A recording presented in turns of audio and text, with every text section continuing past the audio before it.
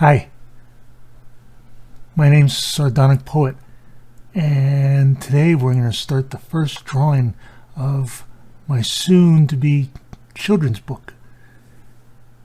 So I'm gonna show you how to illustrate a poem, and that's important because sometimes poems can be difficult to interpret, and pictures help. So that's what we're going to do. I'm going to go through a poem today, and I'm going to quickly illustrate what each verse is trying to convey. All right, let's get started. Oh, my back. Oh, my back. I'm not going to do that again. Let's not waste paper. Hopefully you can hear me. I'm going to try my best to quickly illustrate for each verse of my poem called Carpet Shark. So I have here is a monitor which has the video that's going to play, and I'm going to pause it because the text appears on the screen. I'm going to pause it so then I can look at it and I can think and ponder, how do I translate that to the page? So you're going to hear some audio coming off of the speakers.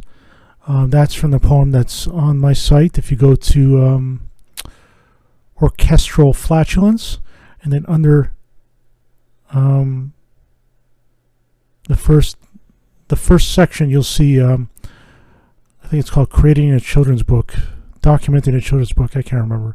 It's the first link on the page. All the videos will be posted there. They're linked to YouTube, so it's going to take you. It keeps you on the page, but they're coming from YouTube. I also will host them on LinkedIn and on my Facebook page. My Facebook group is called No Pity, No Pout. So, just so you know. Okay, so I'm going to click play, and we're going to get started.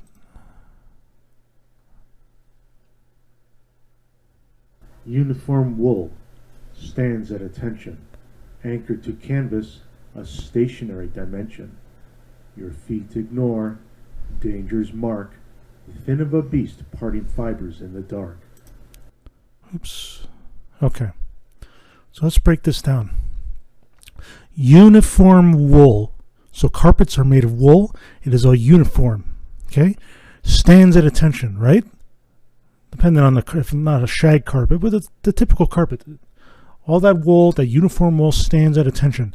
Anchored to canvas. I'm assuming it's canvas. I just like the idea of it being anchored to canvas.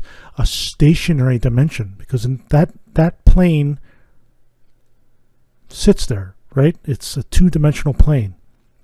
So it's stationary, a stationary dimension, where this uniform wool is organized in such a way to display patterns or a uniform color, a stationary dimension. Your feet ignore danger's mark, the fin of a beast parting fibers in the dark. So you're walking on this carpet thinking, like you always do, just it's carpet, it's a little warm and fuzzy. But little do you know what lies underneath the carpet. It's actually the surface of let's say a basin of water. So imagine if the sea was just one giant carpet. One stationary wool stands at attention, okay? And you could walk on it. It's just furry, fluffy. You never think, there's something underneath here. Never. The fin of a beast, parting fibers in the dark. The fin of a beast, okay? A fin, so that could be a number of fins you could think of. Parting fibers in the dark. Parting fibers. So what we're looking at here is, so you have,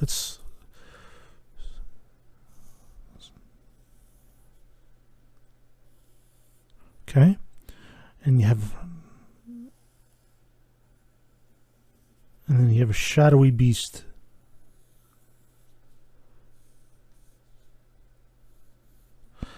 And this would be dark.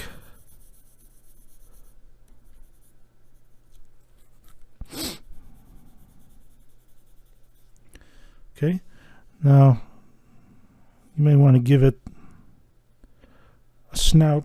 Just, I don't know if I would give it eyes, because I just want it to be, what is that type of look. So now you got parting. But as it gets away, it stands upright, at attention. See, very simple. Same thing this way, parting. But as it gets further away, it starts to stand upright again.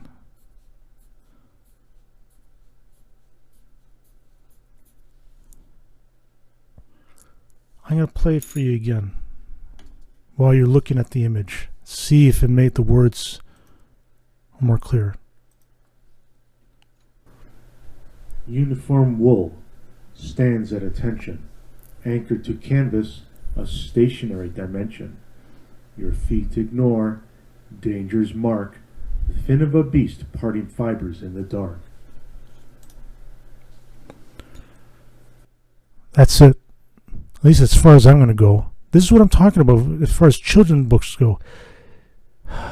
It's so... The reason why it's so nerve-wracking to draw, because we're all visual. And at a glance, we know right away we have a reaction, whether we like it or we don't like it. Okay? With books, you have to read the book, at least some of it. Put some effort into it. In order, you can't look at a page and think, I don't like it, unless you could read blazing fast at a glance. With sight, it's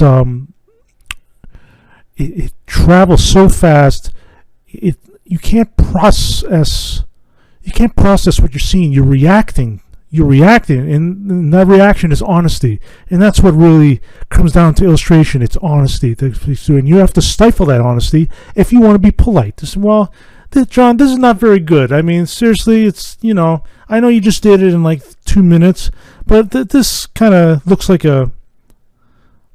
almost looks like a food processor, and then this could be, I don't know, mustache, which would be funny too, now you think about it.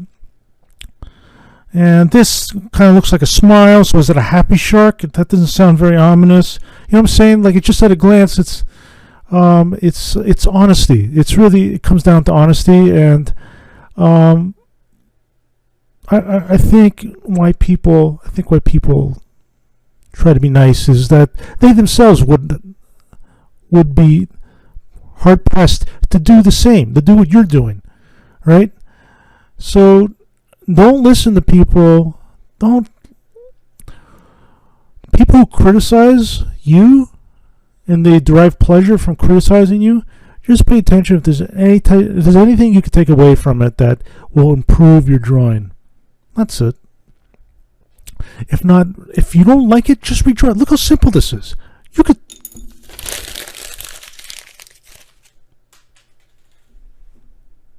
You understand? You want to. It's back. Same thing when I was used to design back in my job. When you first start designing, you want to design as low fidelity as possible, so that way you don't attach yourself. You are severed from it. You are detached from your work. So therefore, you can show it to people. Say, hey mom, hey sis, hey Mr. Rogers. I don't know. It came to mind. Can you take a look at this? Can you tell me what it is? Right? As long as I can tell what it is, job done. Okay, job done.